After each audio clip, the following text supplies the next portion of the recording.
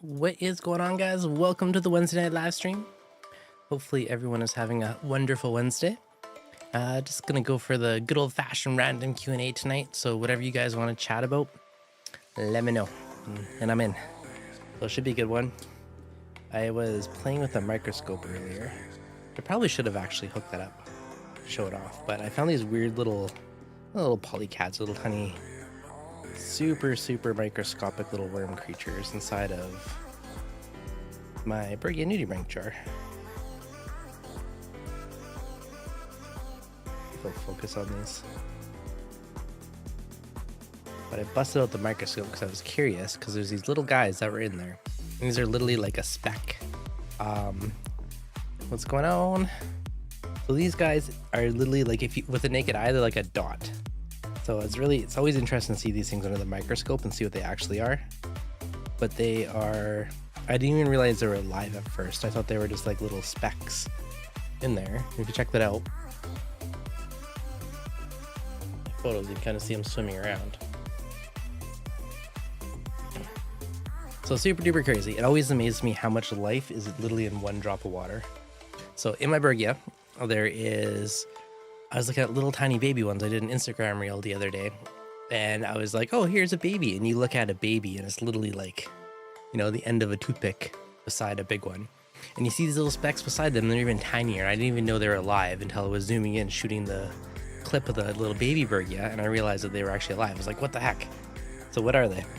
So apparently I don't think they're anything malicious or harmful or anything, but it was just weird to see these little creatures up close under the microscope and try and figure what the heck they were.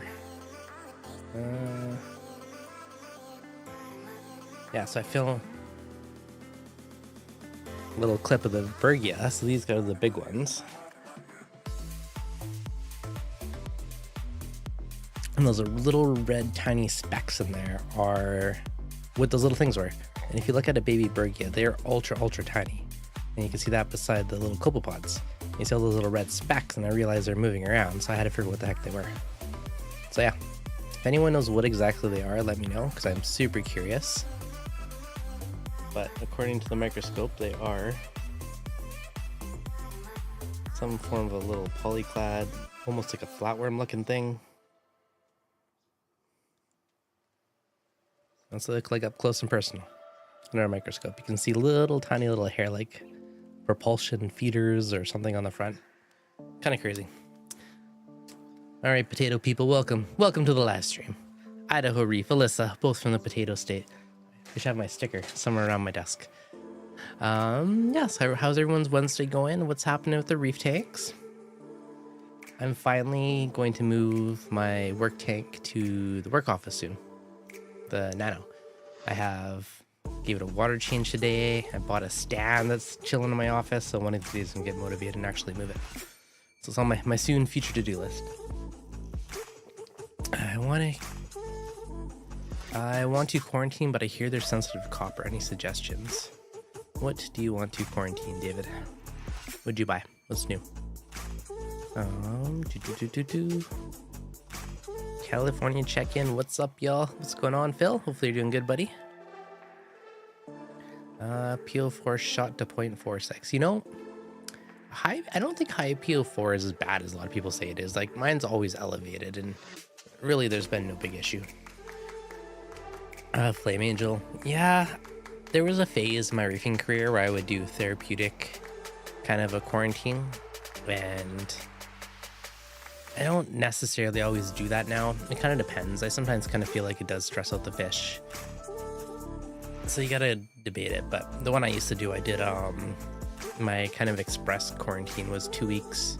It was copper power and 2 rounds of Prozzy Pro. And that seemed to work out pretty well. That was kind of like the easiest quarantine that was still, you know, reasonably gentle on the fish. And that's what I used to do. But my LFS that I bought stuff from runs copper, so I just haven't really bothered doing it in a while and haven't had any issue. But again, it always depends where you get your stuff from. Yeah, Humblefish is a great source for anything about, you know, fish quarantine, diseases, everything. I should get Bobby on again. It's been actually a couple of years since he's been on. Be good. Southern Oregon. All right, Tigerfish 45. What else new and exciting? I have baby Berghias, so my jar breeding project has been working out well. I'll give it a water change today. See these little suckers on the side of the glass. Got an Aiptasia in there too. You can see eggs and stuff in there. Tons of eggs. They're like everywhere. I get eggs all over the place. So this is working out pretty good. This is where I found, I don't know if the camera will pick it up, but those little red specks all over the place are those weird little worm creatures. But happy to finally see baby Berghia in here as well. Goes to show how easy it is. No filtration, nothing, just a jar. I give it a water change every couple weeks and split it. Super duper easy to breed Berghia.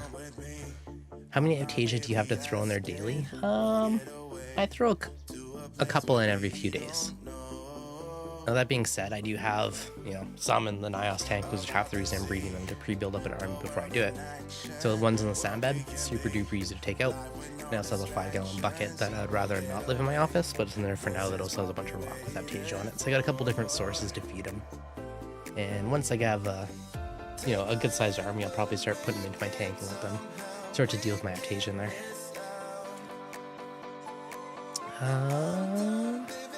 But yeah, overall they're super duper easy. My buddy has a 55-gallon on his deck with an air stone, no other equipment for his Aiptasia farm in Berghia. That's not a bad way to go. The problem is though, if any Berghia get into there, which it sounds like they might be, eventually you will probably run out of Aiptasia, because the population kind of exponentially grows over time. Like once those little tiny babies grow up, there's tons of eggs in there, so we'll see. Last time I started breeding them, that's why my culture eventually bit the dust, is because one of them got into my Aiptasia tank and that was all a write-off at that point. If they're so easy, I wonder why they're so damn much. 100% agree with you, Phil. Like, these things are like 20-25 bucks each. Like, it's crazy how expensive they are. I spent 200 bucks on the little buggers, and then I've been just trying to breed them ever since to, hopefully. Separate them because they would crawl. Yeah, you have to have them separated. That's like the only way. Like, that's literally, that bin's just for rock and stuff in there, and same in the sand bed. The sand bed's really easy to pop them off of. That's the easiest ones to grab. Or if they're on the glass, just take your nail and push them up. Cut through, turn pump to get Aiptasia. Yeah, they're surprisingly, they'll find a way. They know. I don't know how they know, but they know. Other bits of fun. I have been running MP40s for probably 10 years. I have never in my life used the foam filters. And then today I climbed up in the attic and dug them out and put them on. I have these little teeny tiny crustacean-y creatures that kept crawling to my MP40s like every other day. I come to my office and it's like, meh, and they're noisy. I'm like, what the heck? I just cleaned them.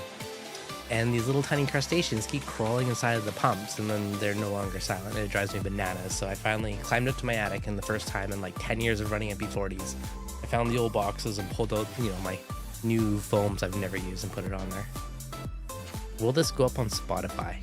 I should start putting them online. People keep asking me, and eventually I will do it. I'm even thinking this summer I might build like more of a podcasty studio and just invite friends over to chat Reef and do more video podcast style ones to try and be fun. One of these days I will actually start piping it into a legit podcast version as well. Been my to-do list, slowly getting closer.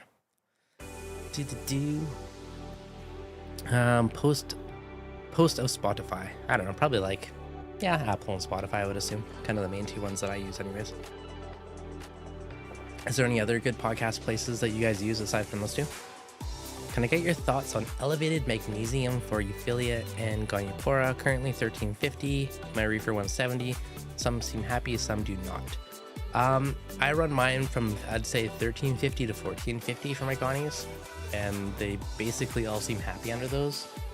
If you can see, this tank beside me, those are torches. All the rest of the corals you see are all Gonies in this tank. And yeah, actually let me check my Apex. I don't have my phone. Yeah, let's see what the current magnesium is in this tank. Use Twitch. Never tried streaming to Twitch. That'd be fun one day. So my water box is $13.25 currently for magnesium, and the Nios is $14.7. Both tanks have Gonies, both super happy. Yeah, so 1470. So I'm definitely a little bit elevated in this tank, and they all seem pretty happy. It's the hair loud. The music or me? There, I turned us both down a little bit. Rumble doesn't have any reefing stuff on it. I forgot about Rumble. I have it installed. Could upload there if it's worth it. Okay, here. Let's do.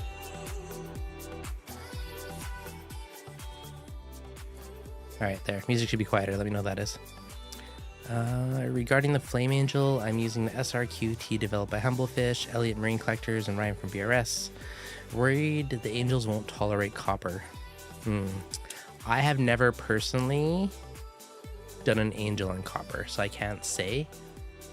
Yeah, you're obviously on the Serious Reefs one because you're mentioning Ryan and Elliott because they just did a video about quarantining. I actually just watched it yesterday or the day before. So it's probably worth. I honestly follow what Elliott recommends on his. He recommends Copper Power and Prosy, I believe, similar to what I used to do. I'll rewatch it later. Oh, on that note, I'm probably gonna have Ryan on at some point too in the near future. So if you have any like specific stuff you want me to dig into with him, let me know in the comments below. I'll start building up kind of like some topic ideas to throw around for that one. Phil, my Flame Angel went through copper without issues. I had no choice, was treating for velvet. Yeah, that's fair. The only copper I really like is Copper Power because I find it to be one of the more gentle of the bunch. So that's personally what I would do. Copper Power and Prosy Pro are like kind of my go-tos for quarantining. There is other more aggressive stuff, but I feel like it's riskier and harsher on the fish, where those two I feel are relatively gentle and they work out well. Phil, do you quarantine every fish? For me, it kind of depends on where I get it from and if I trust the source and if the source runs copper, does anything or not, or if it's kind of imported. Like there's a bunch of variables that I kind of throw into it. You know, if you have an established system, in theory, you probably should quarantine everything. You know, it's a brand new tank with no fish to risk, then, you know, you're probably fine without it. But again, that usually depends kind of on what your source is.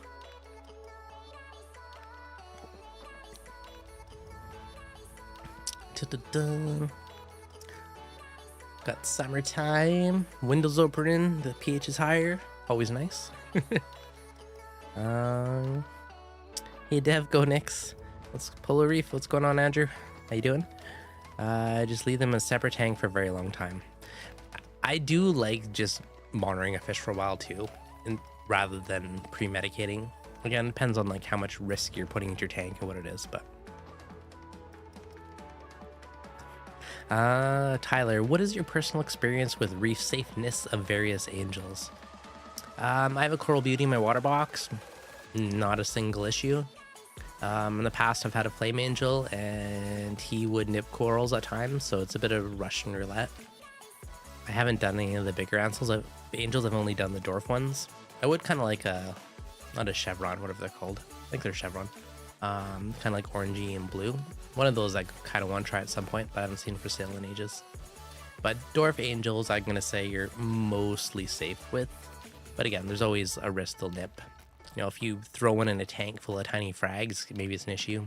If your tank's a few years old, you have big colonies of stuff, you know, the odd nip's really not going to bug things. So it's something else you got to consider, right? If, you know, a few nips is your whole frag, that's an issue, right? It's like one little bit on a colony, you won't even notice it. You know, like if any of you guys watched my last update, you know, I have the problem now where corals are growing together. Like my torch is just, you know, killing off branches of my millie because it's just tickling it and rubbing against it. You know, and same thing with my Gonnies hitting all the corals. Like the tank's too overgrown in, and that's another issue now. Sure did miss you guys at Orlando. Yep, Orlando was a lot of fun. How's the AquaWiz working for you? It's a sweet tester. I don't have my phone. I think I left it in the car, but I can show you on the Apex. It is, the fact that there's no reagent is awesome. And I can test as much as I want because there's no reagent. I don't care. So that part's sweet. So I have it testing every single hour. I don't see why I wouldn't, but it's really cool to see the trends throughout the day. Like every hour, like what's your tank doing? So I think it's super cool. You know, so look at the last 24 hours. You know, I can see my elk, you know, high of 8.3.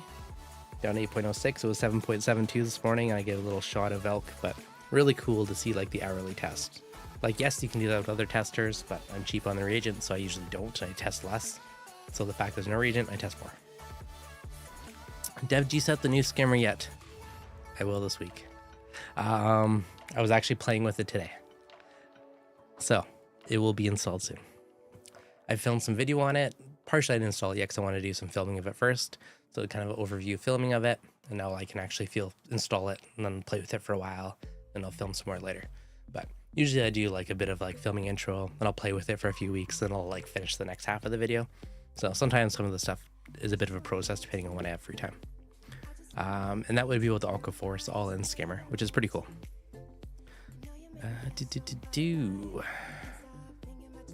Didn't know you hooked up to the Apex. I like that. Yeah, so it has a pH out port. So you hook that into a PM1 module. It's basically detecting like the pH, which is your elk rating. I just renamed to elk. And then so every hour it just updates what my elk value is. Is it loud like the Alcatronic? It's pretty quiet. You hear a slight hum from it because there's an air bubbler inside, and an air bubbles when it's testing. So you hear a little like, but it's pretty quiet.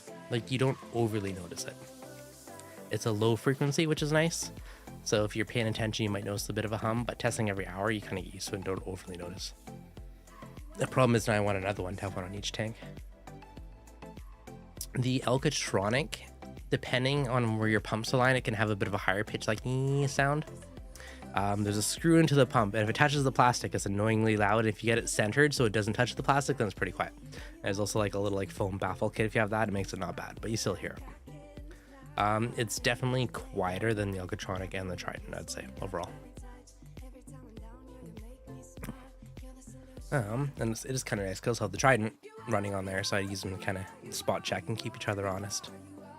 I have an Alcatronic and cage carrier. I need to mess with the screw, I guess. It's been loud for 2 years. Yeah, loosen that screw, and if it's touching the plastic, it's like annoyingly loud. If you get it centered above it so it's not rubbing on the plastic, way quieter. Like the moment I did that, I was like, way better.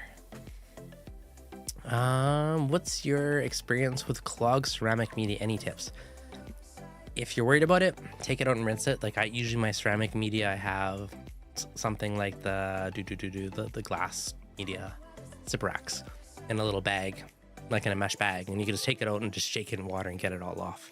I actually pulled it out of my Nano today because it was in the back chamber, and it's been in there since I started the tank, and I noticed it was just covered in sponges and whatnot, and I was like, yeah, you're probably not getting much of any use anymore, so I pulled it out today.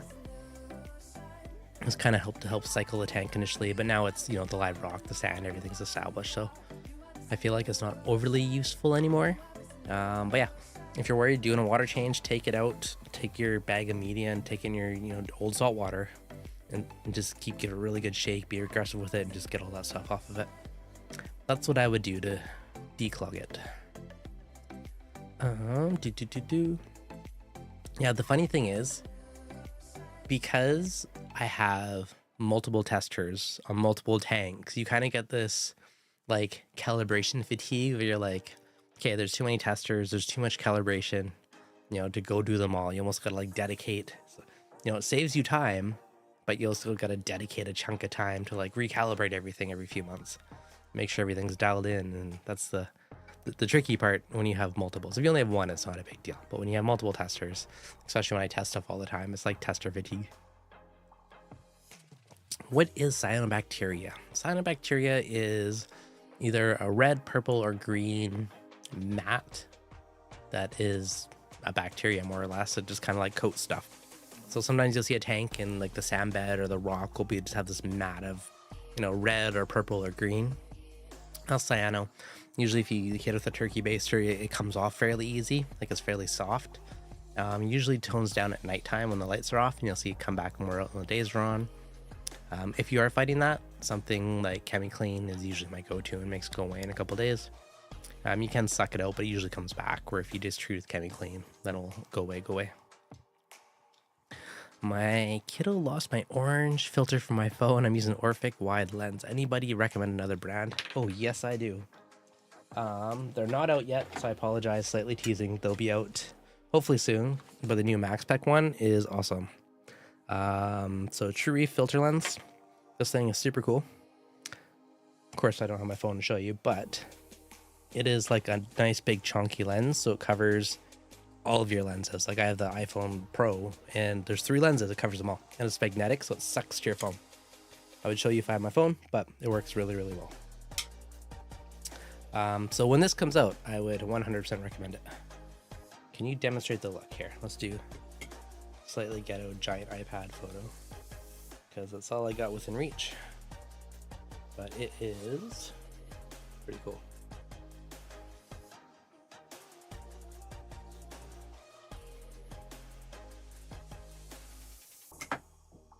Okay, so we got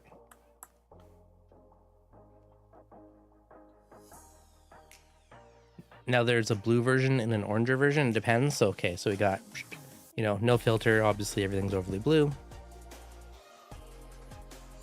Pop on the filter and you can actually see all the corals and the colors and everything else. Probably not the best example on the iPad, but gives you an idea. I'll do a proper thing on my phone in the near future, but it does a really good job of making the colors like pretty darn similar to what you actually see. I find a lot of the lenses are too intense of an orange or yellow, and it makes the colors too fake.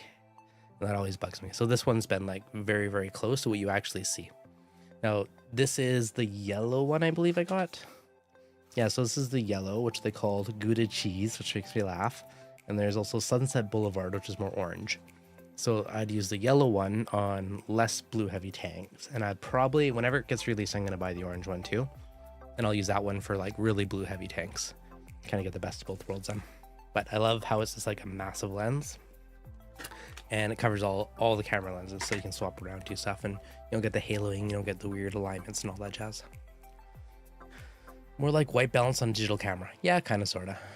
It's similar coating to sunglasses. I was talking to Howard from Maxspect about it, and basically they went to someone that makes sunglasses. So like kind of if you have polarized sunglasses, usually you can look at your tank and you know the corals and stuff look pretty good through it. And it's very similar. They went to like a company that makes sunglasses to make this, which is really cool.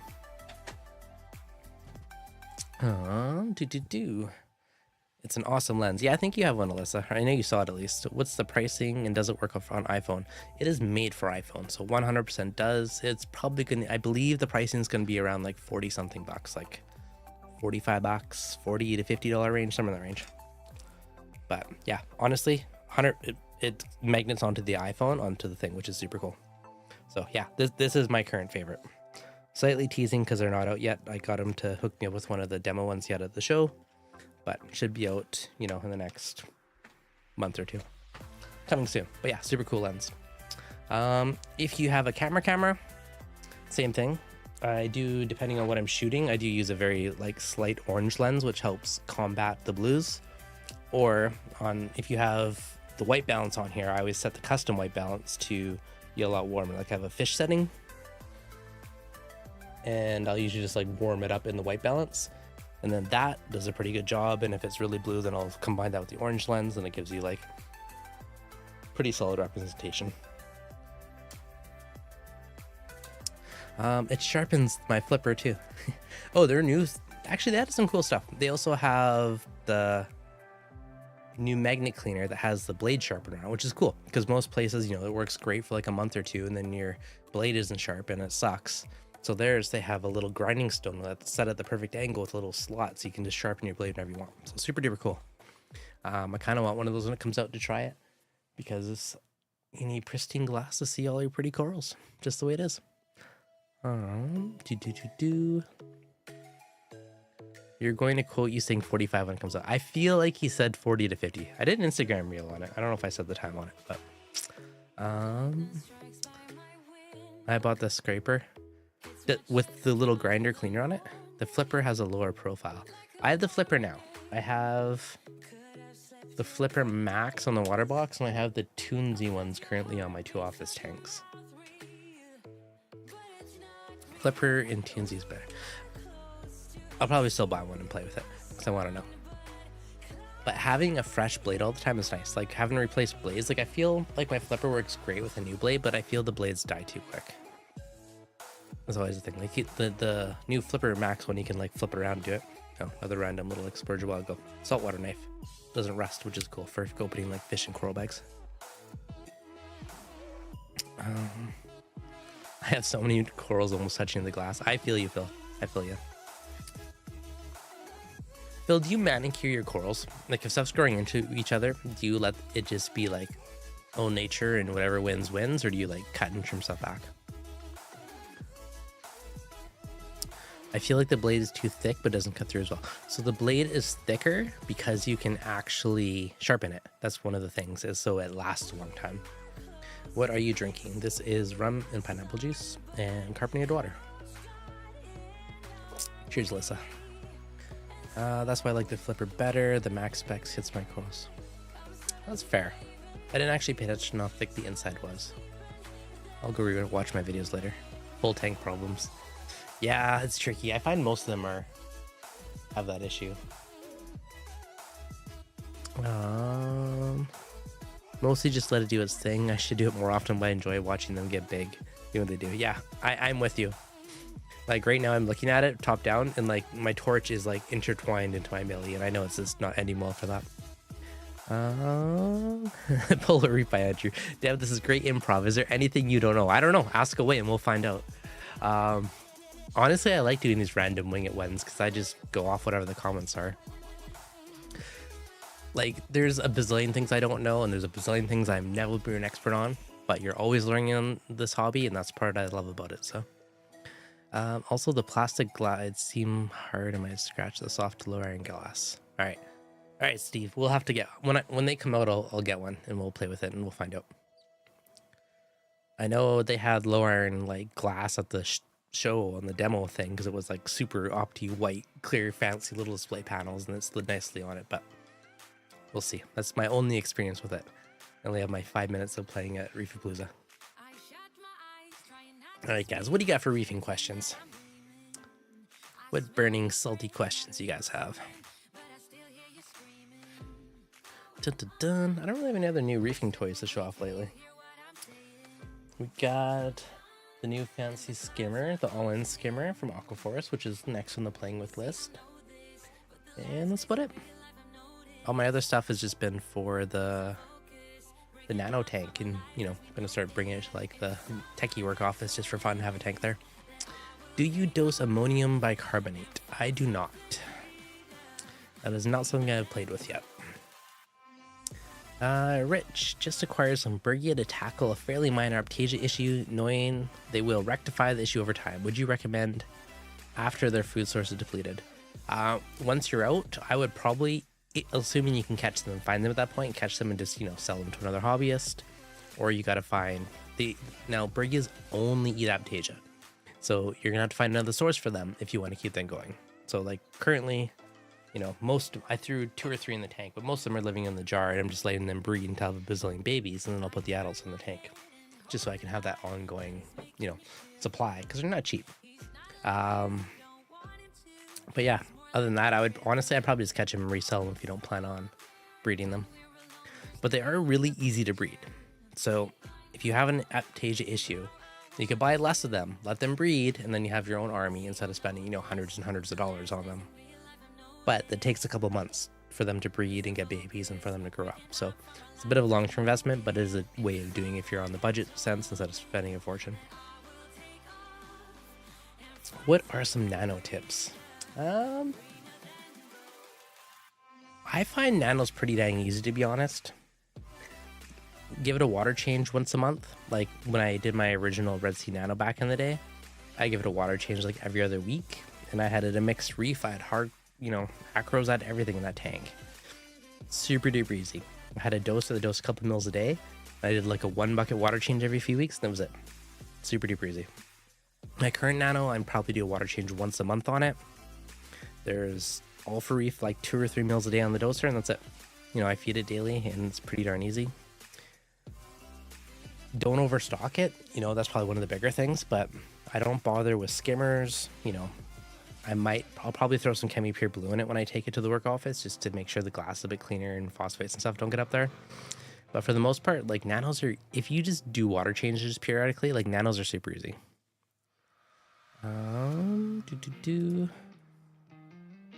You can breed Berghia in a jar? You sure can. This lives on my desk. There is no filter, there is nothing. I'd give it a water change every couple of weeks. You can see Aiptasia, you see Berghias all over there. Super duper easy. And I got babies, I got Berghia, I got eggs in there. It's so easy to breed. You just need a good source of Aiptasia. And that's always the part that gets you eventually.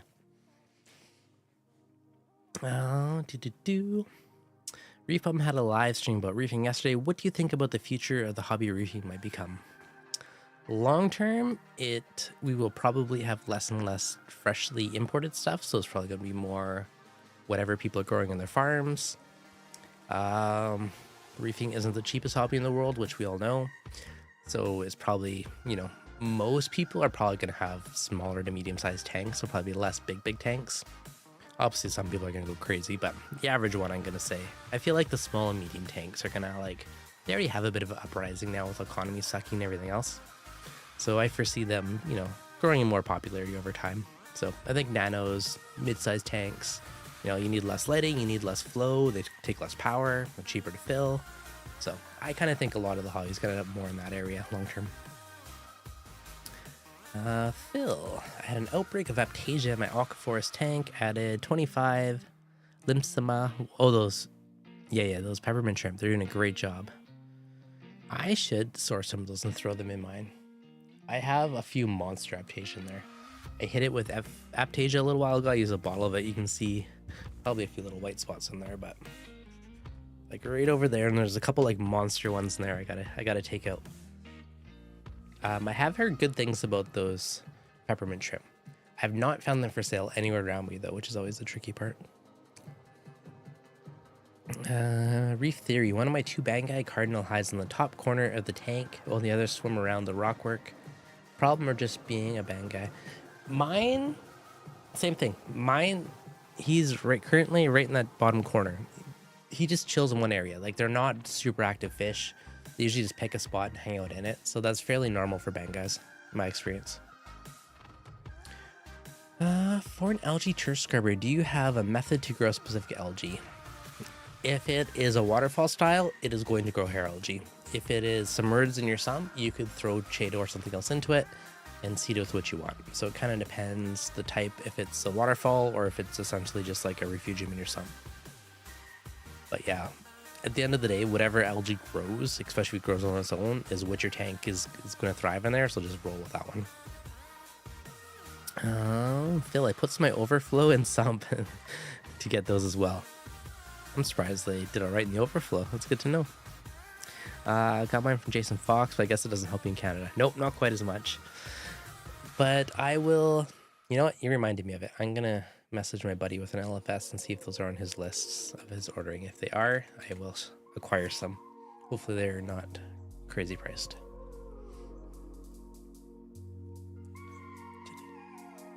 Dang, $50 from Fragbox. Dang it, merch, that's expensive. What do we got? Let's see what I can find.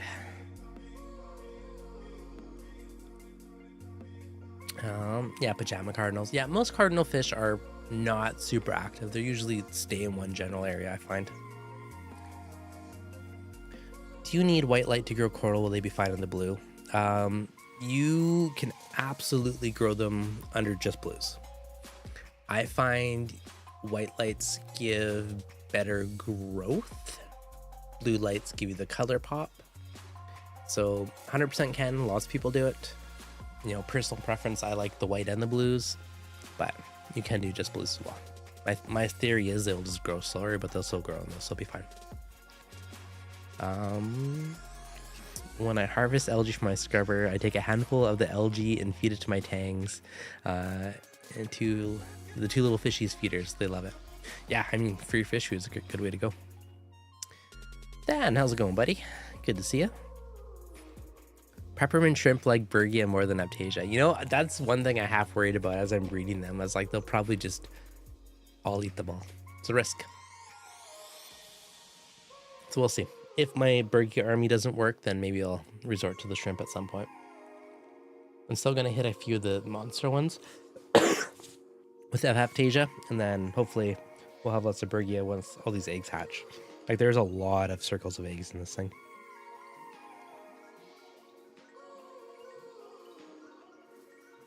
There's probably at least 10 spirals of eggs floating around here.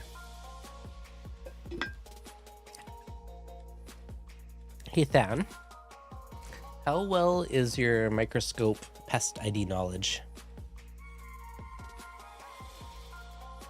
I'm so curious to figure out what these things are. Just gonna ask just in case you know. But inside my Berghia culture, there's these little tiny flatworm-ish creatures. They have little hairs on the front of them. These are microscopic. They're like a speck to the naked eye. But they're in there, and it's zero microscope knowledge. All right, there goes that pun.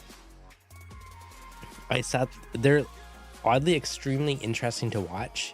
You're like watching a little microscope and you're seeing like this weird little shape with this little like saw blade looking hairs going on the front as it runs around. It might be ciliates. That's the current running theory, but I don't know 100% for sure. Apparently there's a lot of them. But can this be Aiptasia cells?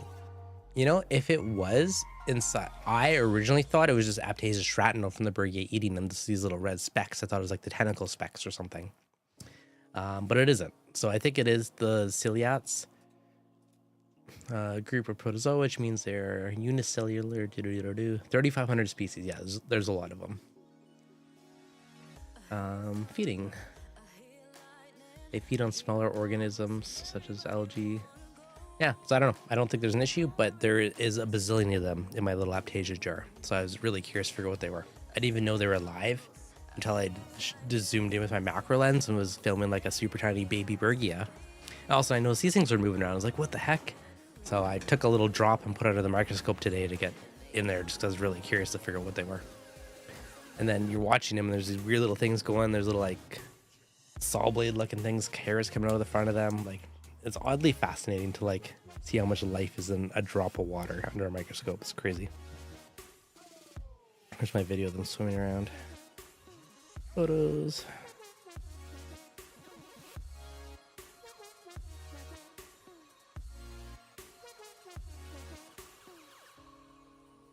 Yeah, look at these things. It's like crazy how quick they boogie around. Like, mind you, this is at like, 40 times magnification. But they're boogieing pretty good in that little like speck of water.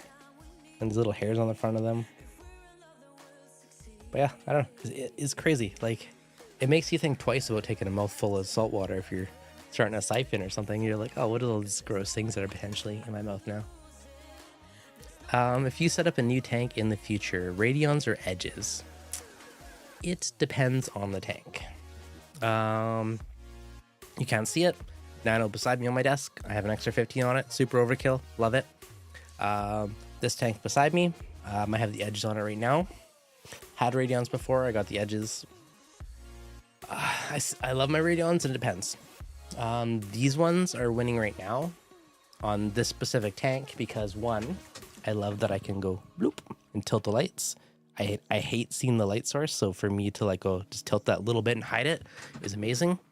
And they're super duper quiet, which is another big win. If I'm at 100%, probably not so much, but at 50%, I don't hear the fan. So silent, and I can tilt it away so I don't see the light, which is both good for filming in my office. Makes me happy. So it really depends on the tank. Like my water box, sticking with radions, So it depends on the tank. This is tricky. New ATI lights are awesome. Love the new design and no fan. Yeah. So they're not light. They are heavy. Sorry. Yeah, they're not light. They're not light lights. They're heavy, but they look super sexy. Of course, they're not on my phone. But yeah, they are very, very thin. Solid chunk of aluminum that's like milled out. They have with lights in them. Really cool. So is the Gen 2 ones. Aiptasia in the overflow is a bad thing. I mean, it's a refugium for Aiptasia. It just means that if you limit it from your tank, you'll probably find a way back in over time. If you have Berghia or something like that, it might get it over time. If they can survive the flow going through there. In the honeymoon phase still? Of which one? ATI customer service is amazing. So, interesting, what I learned is that ATI was bought by Nios, which is super cool. Because Nios, I love that Nios. They're like really good guys that make awesome stuff, like, German quality, like good stuff. So I thought it was really cool that they bought ATI. So I was like, that's pretty cool. So I think good things will come from that. Aiptasia loves to grow in overflow boxes. It absolutely does. I even got some on the teeth in my overflow box. Very easy to harvest from there to pop it in the Berghia culture. The one silver lining of Aiptasia in my tank right now is it's easy to pop it out and keep feeding them until I introduce the army. But yeah, so that's the thing you got to consider, right? You can eradicate it from your tank. You know, like my water box, I have a copper band in there. I don't see any Aiptasia, but guaranteed it's in the overflow box. It's probably in the pipes. It's in the sump, you know, but the tank looks good. So at the end of the day, if the tank looks good, I'm pretty happy. That, and I met the nice guys last year. Very nice guys. Yeah, they're awesome guys. I really like them. Da-da-da. It's funny. I have a little I just noticed it today, but it's a little Talbot's damsel down here.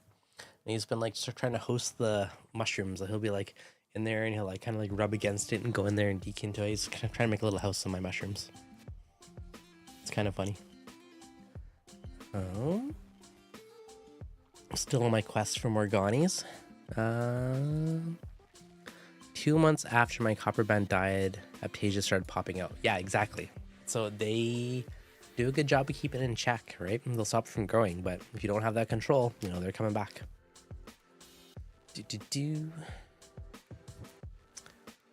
All right, what else you guys got for reefing questions?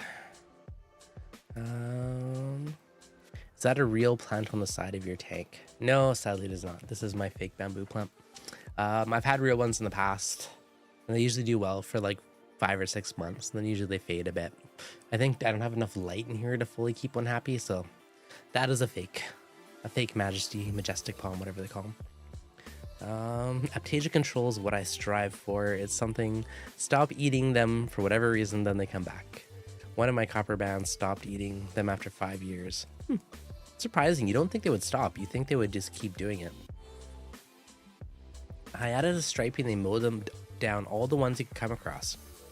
I've heard good things about stripies. I heard they're awesome when they're small, but I also hear they're risky for corals once they get bigger. So I'm curious on that one then. Have you had them eating any corals? Dedicated reefer. I saw you rap. What's up, buddy? Will you be at Rap NY? I don't think so. I think New York's too close, so I doubt I'll make it.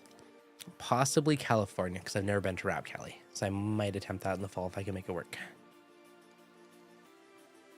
What lighting duration are you running your Nano radions? I think it's about 35%. Do I have Mobius on this iPad? Let's find out.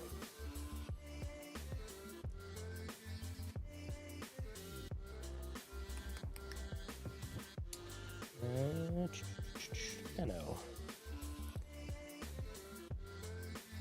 I just turned them down a little bit recently.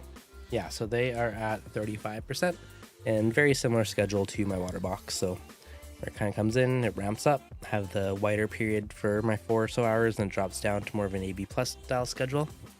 And yeah, 35% on the Nano. I think it was a bit higher, but I was finding I was cleaning the glass a lot, I felt like, so I turned it down a little bit more just to see how much that reduces it.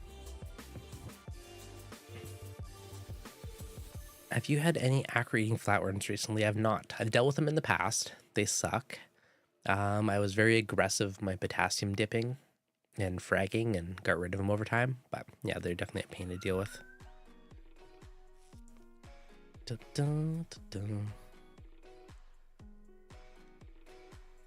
I only have a stripey and an acro tank, so no big fleshy corals. Probably wise. That sucks. I'm in New York hoping to meet. We'll make it happen one day, Dedicate Reefer. Have you used febendazole flakes? No, because I have not found them for sale in Canada. I do have febenzidol from like a bazillion years ago. I think it might have been from freshwater days, so I have some. I still need to figure out how much I would actually have to dose of it, but I will try it in my water box at some point, just out of curiosity to see if there's any big improvements on the corals. I am curious. At some point I'll try it, but I also know it's going to kill my rainbow cloud polyps. I have a lot of them, so I do need to find a way to extract them before I go down that road. Need to come down to Australia, mate. We have the best. I would love to come to Australia. That'd be tons of fun. I will somehow find an excuse to make it happen at some point, because that would be awesome.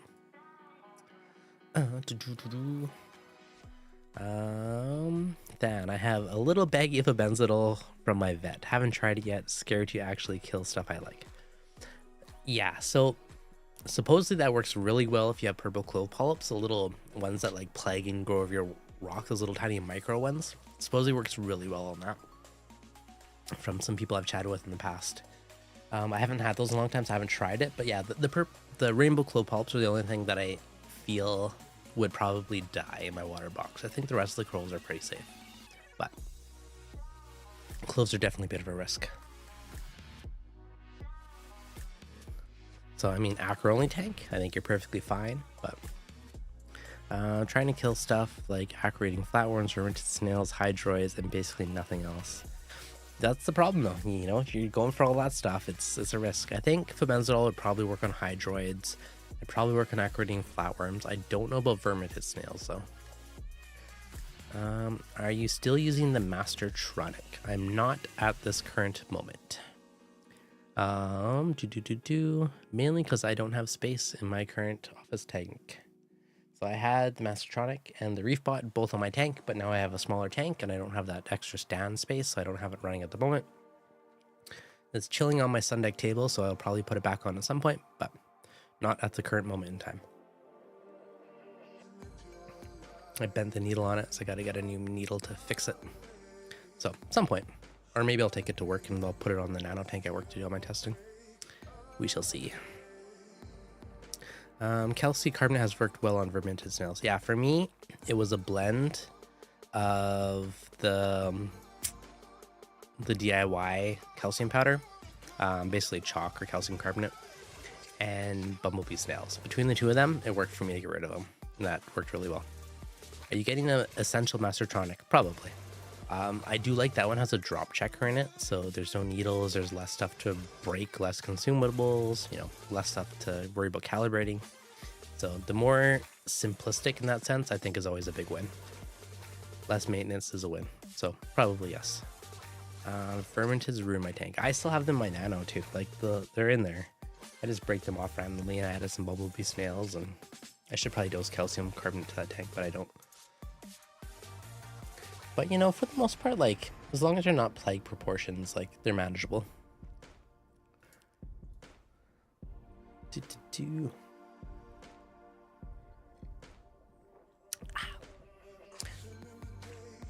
What else would you guys? What else you got for topics? Questions? Mine was out of control. Yeah, they're buggers. There's just certain things that kind of ruinish a tank. You know, the worst is when you put your hand in there and you get stabbed by these little spiky tubes. Spirals are a bigger problem for me. They warp the growth of SPS. I've had a few of those, but they're not enough to be like a plague proportion, just like the odd one. You see like the little like fanny things come out and go back in. Right now the annoyance for me is these little, I don't even know what they are. They're little spirals, the little speck crustacean things. I'm gonna take a photo of one.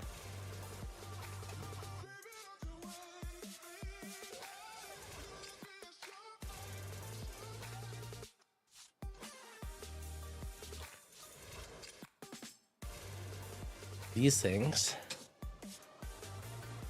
they're super teeny little like pinhead style snails. These things are the current bane of my existence right now. So in my tank, every like 3 days, my power heads would be like, "Rah!" Like my MP40s are like dead quiet, and they would crawl into them and they'd go inside of the pump, and then it would become noisy and it was driving me nuts. I've been swapping clean power heads constantly, and it's never been an issue in my life. So I finally went to my attic and found like the boxes from like 10 years ago and got the sponges out. I put sponge filters on them all just to stop them from crawling to the pumps because it drives me bananas. Like I'm like OCD about my tank being silent. So I think like, sounds just drive me nuts. The best way to restart a reef tank. I'm already running a cycle, knock, and a new bin, and bottle bacteria. You're on it, just Nano Reefs. Yeah, ideally, if you have any good clean media from another tank, that's like the easiest way to jumpstart a tank. you know, you have some ceramic media or Cyprax or something, you know, in a established tank for a month or so. Throw in your new tank, it's kind of like insta-cycle in a weird sense. It just introduces all that good, delicious, yummy bacteria that makes the tanks happy. Are you still using GFO? I periodically use GFO in the water box, probably like every 2 months or so. Maybe I'll throw some in there just to like knock the PO4 down a bit. Yeah, maybe even more of a span before I do it, but I do use it randomly in there. I'm probably due to throw some new stuff in there. I don't use as much because it sucks up all your trace elements, which feels somewhat counterproductive, but it also works so well on PO4, so it's a trade-off. Did the bumblebee snails eat other snails? They will. If they're hungry, they will definitely be more opportunistic. Oh man, I don't even want to know, Johnny. How much Mula do you think you spent up to now? Do you even? I don't want to know. No, I do not. I justify stuff more because of YouTube, but if I had to like think of how much I spent over the last like 10, 12 years on reefing, it's probably scary. I prefer not to think about it. Do the math, you'll quit. Even this Hello Reef Nano tank beside me, yeah, it's even inverts. Like, just trying to think, like, I have this little nano tank. How much can a nano tank be?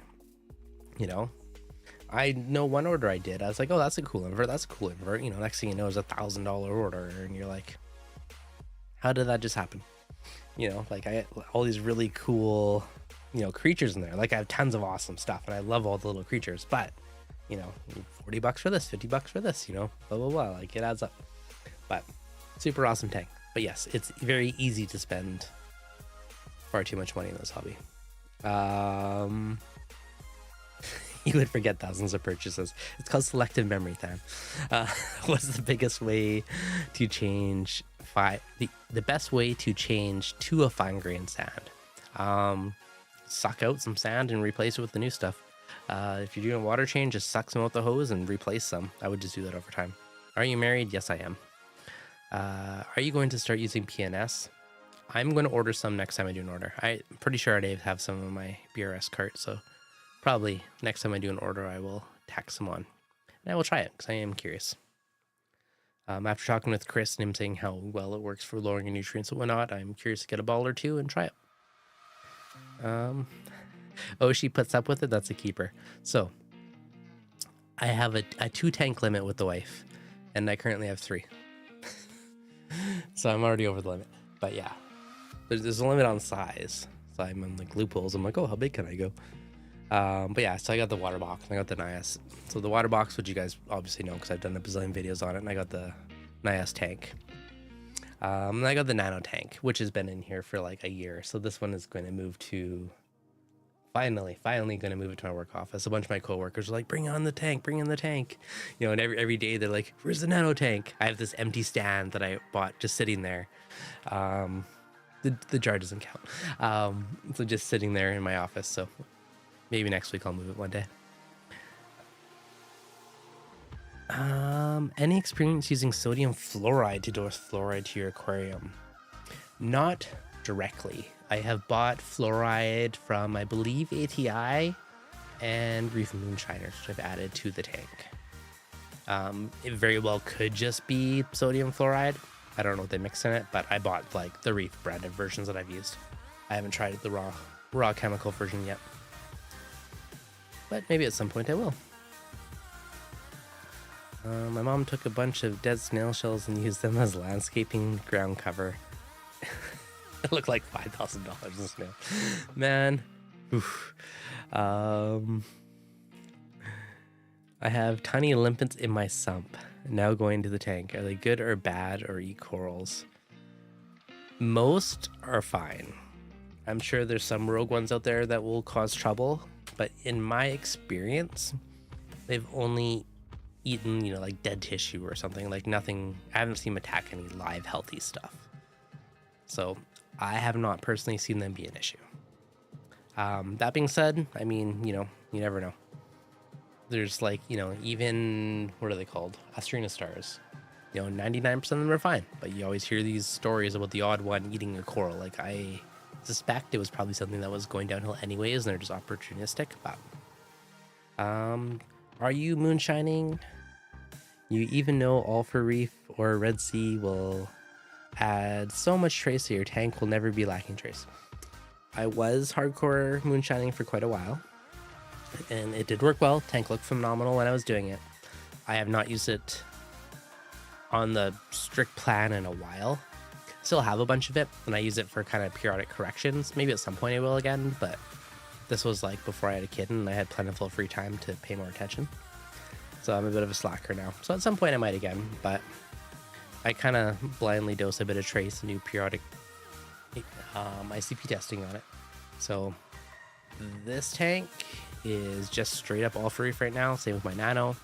My big tank is a very special blend of calcium reactor and all for Reef, and sometimes I dose straight out to it. And I also have sodium hydroxide, which is sketchy, don't do it, on a doser to bump my pH and do a bit more alkalinity. And I also have trace elements on a doser. It's like the special blend of everything tank. Where these ones I've been trying to keep it relatively simple. So depends on the tank.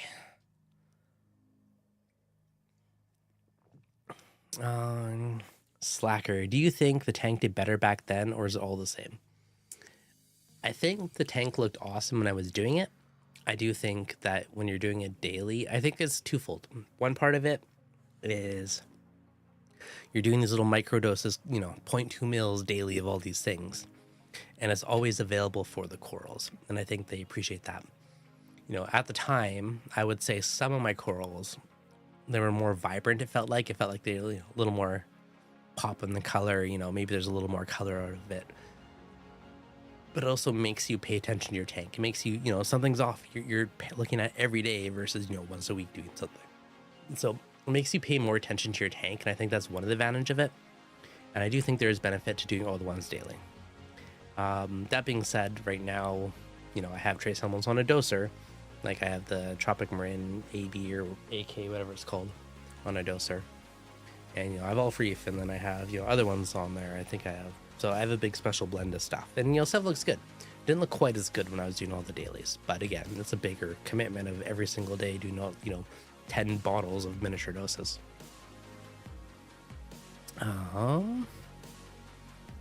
Sounds delicious, Alyssa. We are trying to trace elements in a doser, mix in 5-gallon containers with RO. That's a good way to do it. Like, yeah, right now I just have the A and K kind of half blindly guessing on my doser. I think the biggest thing is having it available, but not overdosing it. If there's certain chemicals or elements where if you overdose it, like back in the day, it still sticks in my mind with the Red Sea ABCD. I was overdosing it, all my reds turn orange and like certain colors just took over. Potassium, you dose too much potassium, like elevated potassium can make your corals definitely pop, but too much, stuff can start going downhill. So it's always that line. So for me, the biggest thing with trace elements is make sure you're not deficient in something. Like I'd rather people just underdose it to have it available than overdose it. Steve Sylvia, sodium hydroxide has been great for me. It's cheap too. I couldn't be bothered to refill 5-gallon buckets of calc every 3 days. So sodium hydroxide, as well as potassium hydroxide, are magical for pH. They have an excessively high pH, and it can work very well. It will remove the carbonic acids from your water, allowing the pH to be boosted up. Now, that being said, they are very nasty chemicals. They are very high pH. Like they could melt your skin and make you feel slimy, like nasty stuff. So if you are playing with it, proceed with caution. Do it outside. It creates nasty fumes if you're mixing it. Wear gloves, wear safety glasses. Walter White style it if you want to be full out mask. But it works well, but it's nasty. If you have little kids and pets around, you got to be extra cautious with that. Extra cautious with yourself. So it works well, but it's also nasty stuff. So I haven't fully shared the mixes that I've done when I do use it, just because I don't recommend it for most people, but it does work very well for elevating pH and other stuff. Do you find dosing with RO raises elements properly, or does it degrade in water? Oh, I think with that one, I think it's more just to make it more doser friendly because you're diluting it so that you can dose, a few mils a day versus, these half a mil microdoses. Alyssa, as long as Trace on IPC on ICP tests, I'm good. I'll dose a few and call it. I've been doing that for 3 years. Yeah, so just not deficient. Tidal Gardens, not sure yet. We'll try for a few months and see. We send IPs monthly, so it'll be a while before we get anything good or bad. That's fair. Anthony, how much water volume do you change once a month in your nano tank? I do a 5-gallon bucket, so it's what, 15 gallons, so I guess a third of it. You know, when I had the Red Sea Nano, which was 20 gallons, I think I did a 5-gallon bucket every other week, so that one got about 50% a month. My plan for when I go to the office, move it, is I just grab 2 of these 1-gallon containers, and I'm just gonna go bloop my saltwater bin and fill it up. Just do 1 gallon a week, so it's gonna get, you know, 4 gallons a month, so it'll be slightly less, but then it'll be easy, right? I can pop in one bin, take it out, dump in another bin, fill it up. Then I guess do these little mini water changes, like, you know, take me 2 minutes once a week at the work one, and then hopefully I don't have to deal with any big ones. I'll make it easy to do like a work tank. Do you tell March to get his new corals on his website? I'd like to see his new stock. I will message him, give him heck litter. Have you ever heard of pH 8.6 or 8.7 causing issues for people? I have been there. I did not have any issues when I did it. I don't know if I'd want to go much higher than that, but in my crazy pH times of using hydroxides and calc and soda lime pellets on the skimmer, my pH was like way up there. So, you know, I didn't have issues, but I would not want to go higher than 8.7. I feel like you're probably at the upper limits, personally. Area Idle Reef, I went to 8.9 before turning my doser off. 8.69 right now. Yeah, so I don't know what issues you'll have at super high pH, but, you know, 8.6, 8.7s where I'd be like, okay, let's turn stuff off now. The Johnny, a reef before the time ICP came in, so we're adding 1 million products and changing 50% every week. The hobby is still expensive, but you can see what is happening better. It's true. It's more visibility into the tank. I kind of go back and forth between overcomplicating and keep it simple. Like, I have the nano tank, and I have legitly made myself not add a controller, not do anything complicated. You know, there's one dosing pump on that, which I didn't even add that for ages, and eventually I'm like, okay, there's a lot of coral, I gotta start doing something. But I've just tried to keep it as simple as humanly possible, just to be like a contrast to myself for my water box where everything's automated. So different extremes. Then pH of 8.3 to 8.7 is like 5 times the hydrogen. The H plus, yep, it is a big difference. pH is very exponential. So yeah, you gotta watch. You gotta be careful if you're going too high. It could be fine, could be an issue, I don't know. But personally, 8.7 is probably about the max I'd want to put it. You know, 8.5 is a happier range. Being said, a tank, you know, corals grow faster if that's your goal. Now I look at it where my corals are, you know, coral warfare, taking each other out, where I'm like, should I, you know, why do I bother dosing with, you know, soda lime and all this stuff when my tank is growing so much? Like, I need my tank to slow down, or I need to trim it. I haven't trimmed it, so it needs to slow down. So, you know, if you have a new little tank and, you know, stuff's starting to grow in, you want it to grow fast, right? But then a few years later, your tank is still growing in. You're like, hey, it's too grown in now. Now what do you do about it? Anthony, thank you for the super chat. Much appreciated.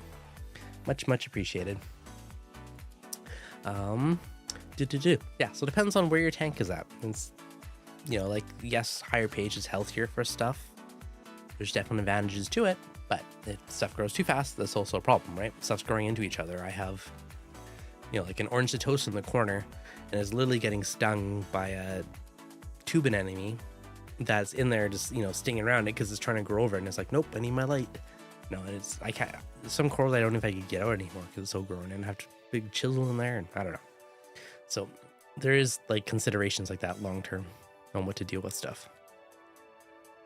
Yeah, thank you, Anthony, much appreciated. So whether or not it's worth chasing pH, I mean, I don't know. I was hardcore about it for a while, and now I don't overly feel like it's required. By having a calcium reactor, it lowers my pH. So when it's like, you know, if it drops down to like 8.8 or sorry, 7.8, then I'm like, yeah, it's a bit low than I'd like.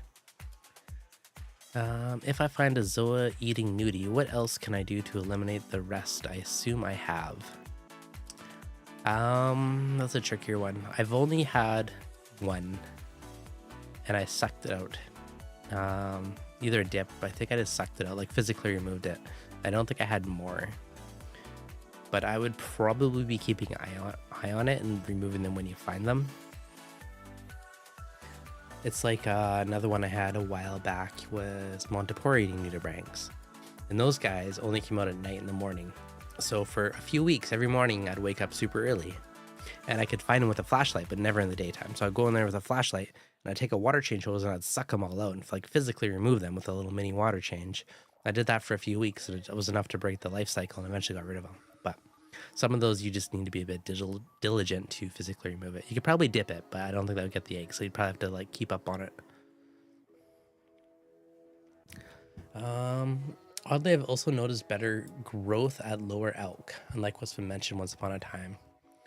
When I had my Red Sea Nano, like it was a beautiful little tank, and on that one, at one point I believe my elk was down to like 6.7 for a while because I didn't check it for way too long. And then when I checked, I was like, holy crap, it's super low. But it was down there for ages and the tank looked gorgeous, everything was happy. So yeah, absolutely. Like I'm starting to wonder, you know, like natural sea levels lower elks, right? So I'm starting to wonder if, you know, is it just best to leave it lower? I still shoot for, you know, 8-ish, 8.5, but you know, my tanks, some of them tend to be gravitating towards lower lately, so.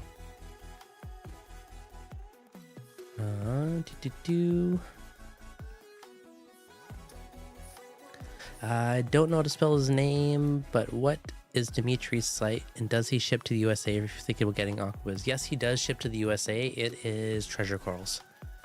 And I remember he was on a few weeks ago and I remember him saying that he does ship to the US, so there you go. Now that's the problem. I want a second one now. I don't, like, it's not cheap, but the no reagent thing is just such a like a sweet thing.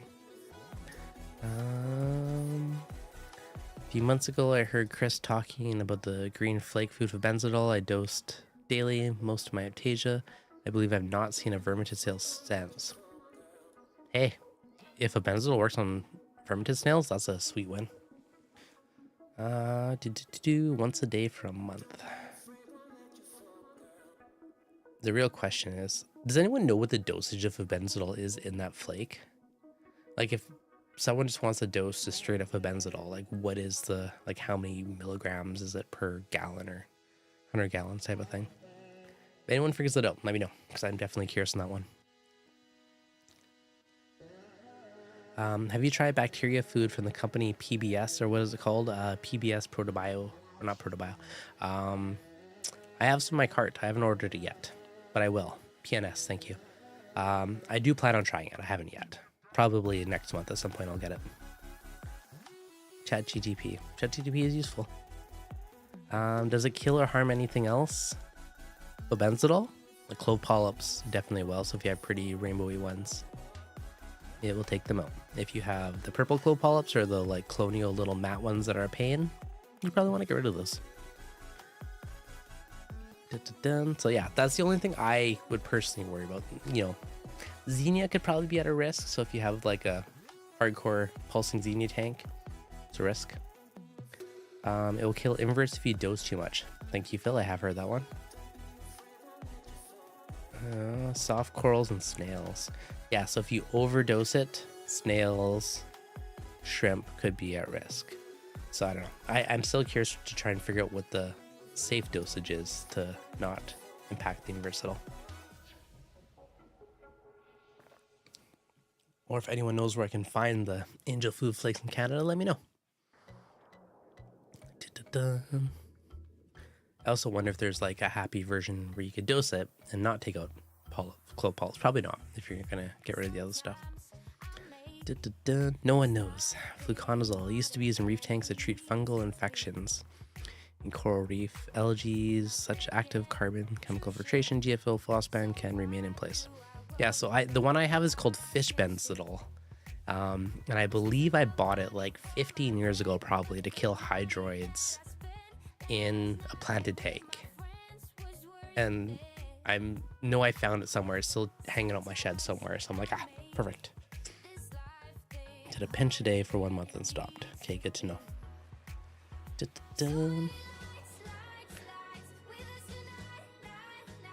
Yeah, see, I mean, ChatGPT is trained off of the internet. So if the internet doesn't have like agreed upon answers on dosage, it probably doesn't know what to tell you. I tried asking about it, about my little flatwormy weird creatures today, but it gave me some sources, but not quite. I don't think it fully knew 100% which one it was, but I was curious. Fish benzol. I mean, I think I could use the fish benzidol and just dose the powder. Like, I would just pop it in with a magnetic stir and dissolve into RODI water and dump it in. But it's more figuring out what the dosage is before I do that. Because the food's just a carrier for the powder, right? It's the same thing. So it's just trying to work out. Like, if anyone knows what ratio they put into the flakes, you can kind of work out, approximately, how much of that pinch of flakes has, and kind of like backtrack the math. But I don't think anyone knows how much they actually like dose it with. So it's still a bit of a mystery. All right, guys, probably gonna wrap her up soon. I'm trying to keep them to an hour-ish. So if you guys got any other questions or other last-minute burning questions, let me know, and we can make sure we hit those up before we wrap things up.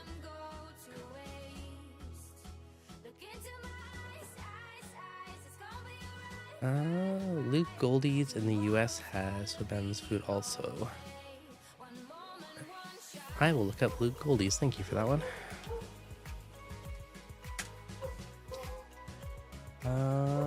Bought a big bag once from Pirates mentioned it. Yeah, I remember that's why I originally heard about it. Fish Ventura. Thank you for the 999 super chat. Much appreciated. Anthony, thank you as well. Additionally appreciate you guys. Thread on Reef to Reef called Here It Is for Benzidol used against hydroids gives you a dose.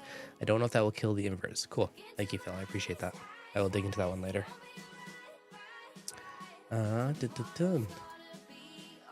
Have to run. Thanks for the advice. Thanks for hanging out. Big Chris 04.